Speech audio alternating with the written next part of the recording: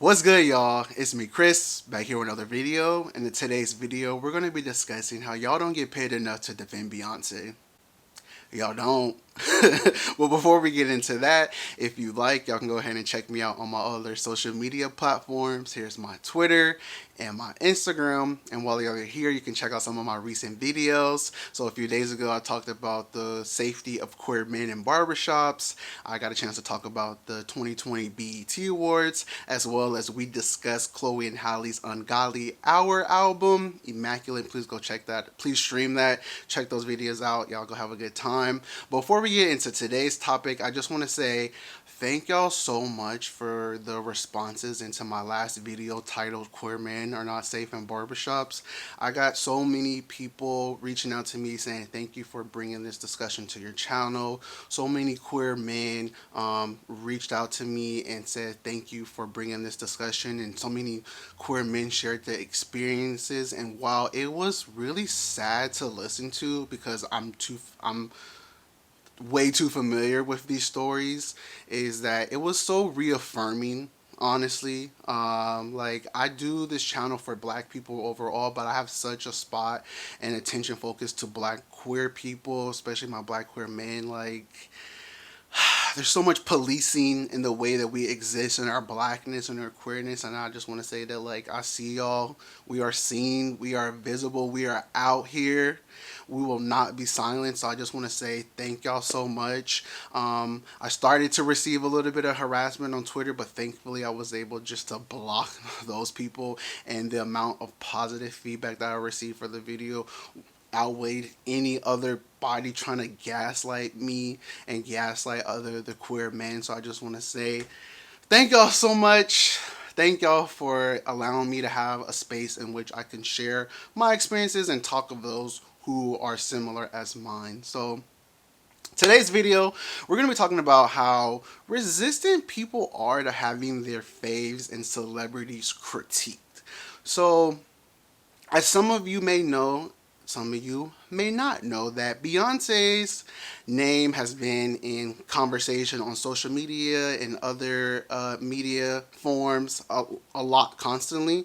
There has been a lot of conversation and critique in the ways which Beyonce shows up for black people. Whether that be through organizing or in the way that her language is used and when she talks to us.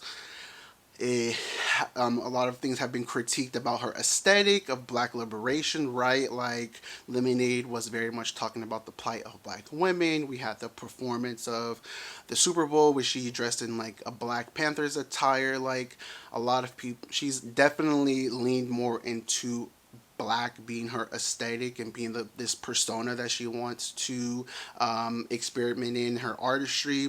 And also, well, a lot of conversations about her capitalistic behavior.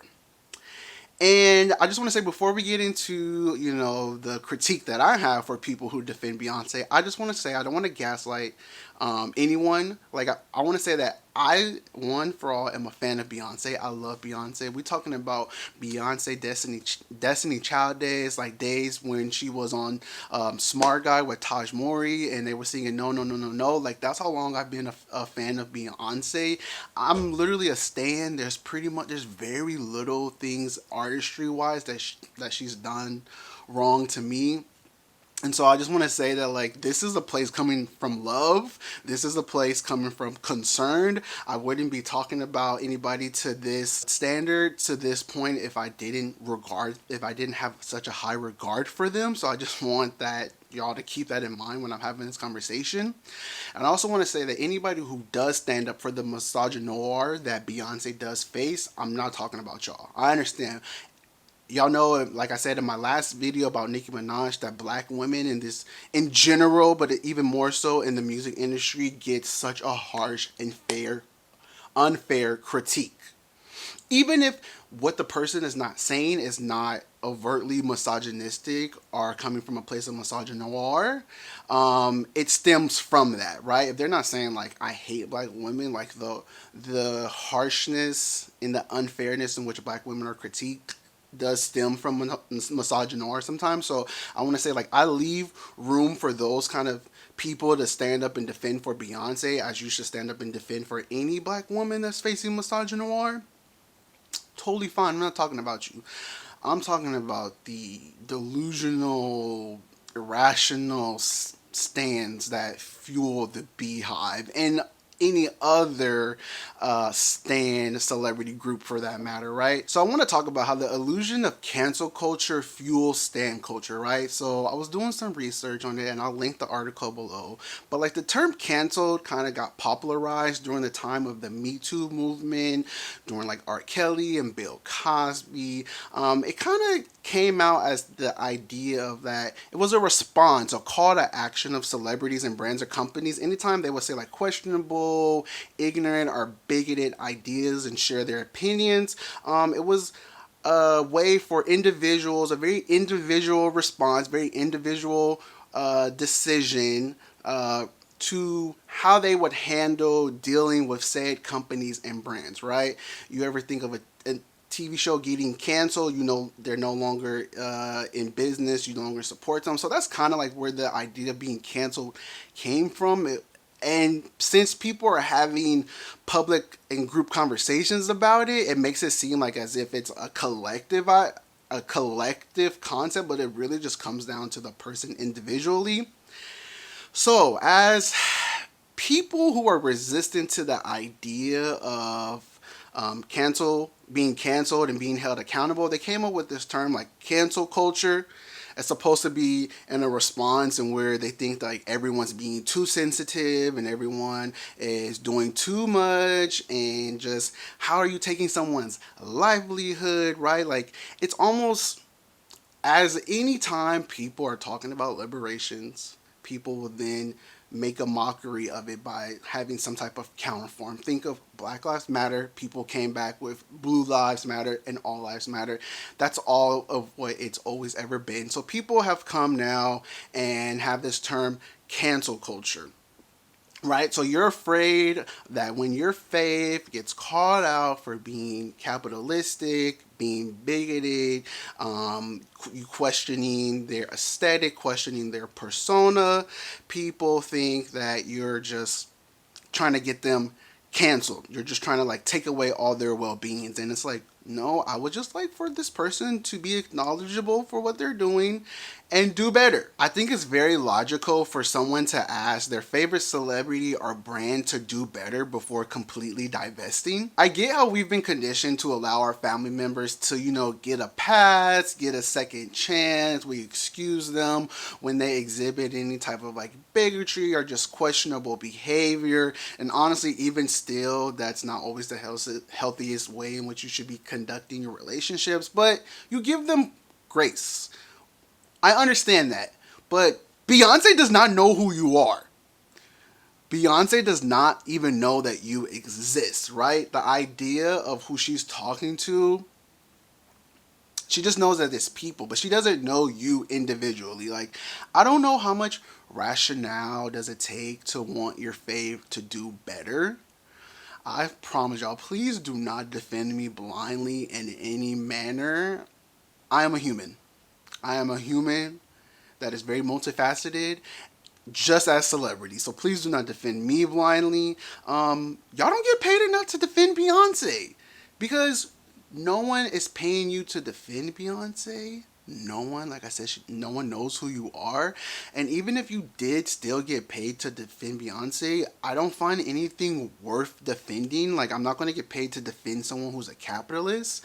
I'm not going to defend someone's actions who are actively harming other people. I get it. We have a connection to our faves. We'll discover a new artist and something in their music and their persona like really resonates to us, and we connect with it.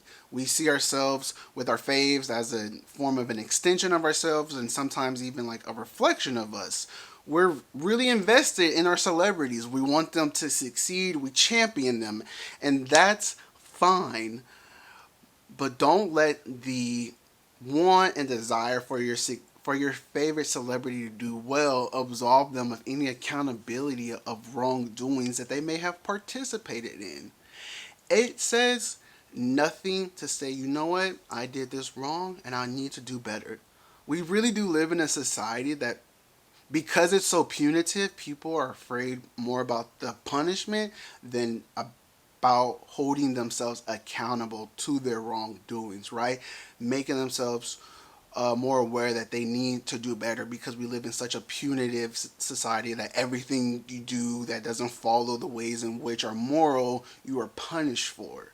So I understand, but in a way, what y'all are gonna have to do. When I say y'all, I don't mean like y'all. I mean the people who do these things. I know I have a very rational viewership, but what you have to do is you're gonna have to dethrone your faves.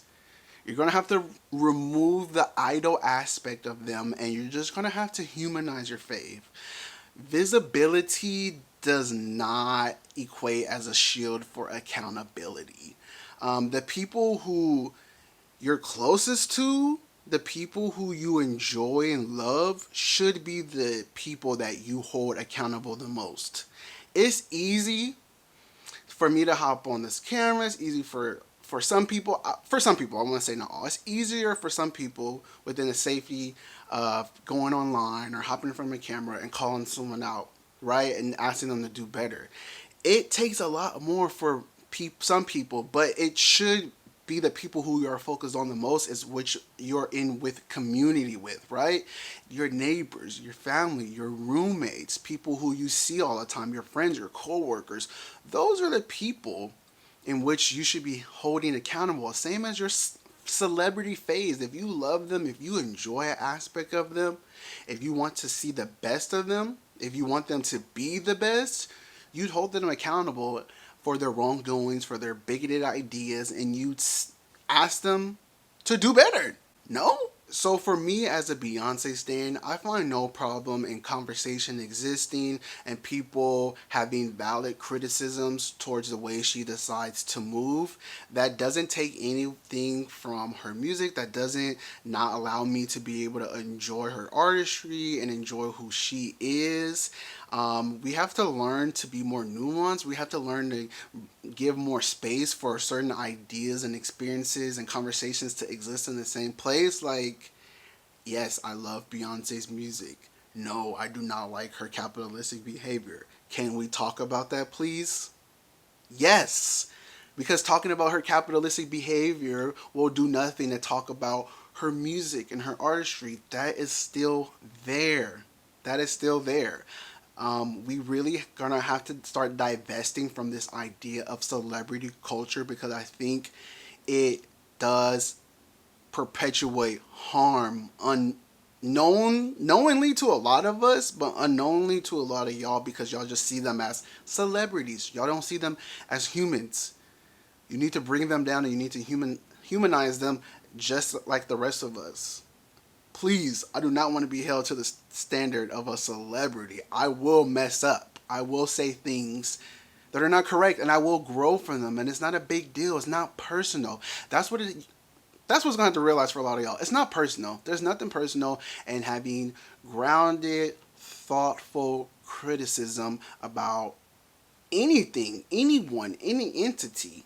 As long as it's not coming from a place of harm and hate, which a lot of these times it's not. A lot of the conversations that I'm privy to, it's about how can we do better as humans? How can we exist better in this society? I say all the time, commentators, we do this thing where we talk about celebrities and stuff like that, but it's because like that's what y'all care about. I love what it does in the sense of like taking celebrity news and pop culture and talking about it through a sociologist angle, right? How it trickles down to us, how it affects how we engage with each other. That's my shit. But it's definitely interesting. It's really a critique in itself of how invested people are in celebrities, that they would rather listen to what somebody is talking about their fave, instead of listening to what their actual individual ideas and thoughts are. That's all I have to say for this conversation. I would love to hear what y'all think about this. Please let me know. Please sound off. Please, I hope y'all listened with this with being an open mind. Let me remind you again, I love Beyonce. I stan Beyonce. I'm a new Chloe and Halle stan if y'all don't follow me on Twitter. But I promise you, if Chloe and Halle does something questionable, I want to be able to have the conversation, and that makes me not coming off as being a hater and sensitive, but as like what I want what is best for others to be having the least amount of harm. That is what I want for us, right? To be able to live in a society where we don't experience any harm. So leave your comments down below. Give this video a thumbs up. I would love to hear what y'all have to say. Subscribe to the Crispy Knowing family if you enjoy my content. And I will see y'all in the next video. Bye!